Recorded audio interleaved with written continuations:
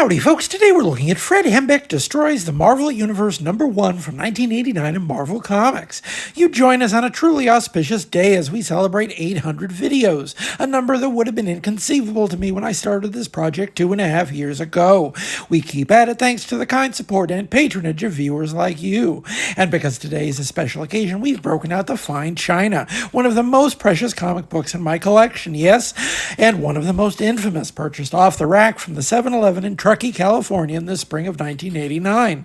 A strange comic in so many ways. The project began life many years prior to its publication and was originally intended to poke some gentle fun in the direction of Marvel's then editor-in-chief Jim Shooter, the same guy who we met writing Jimmy Olsen when he was all of 15 years old.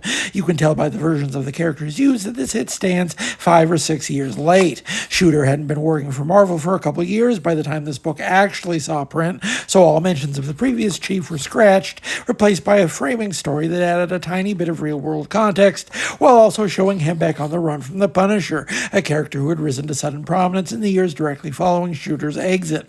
You can't just kill a whole universe without facing consequences, after all. So, is it funny? Well, it starts with Ant-Man being put in a microwave and goes downhill from there, with a series of elaborate set pieces showing the Grim Reaper rolling up the whole Marvel universe like a dirty rug. Dazzler gets taken out by Thanos on roller skates, Monica Rambeau is trapped for eternity in a rerun of Three's Company, Juggernaut and Kingpin drown in a lake, and J. Jonah Jameson experiences the closest thing to pure joy ever depicted in the pages of a comic book. An extended sequence spotlighting the death of the Fantastic Four even lets slip the heretofore unknown fact that Reed Richards had a secret sister named Mary who worked as a newscaster in Minneapolis. And if you get that joke, congratulations, you're the target audience for this comic book.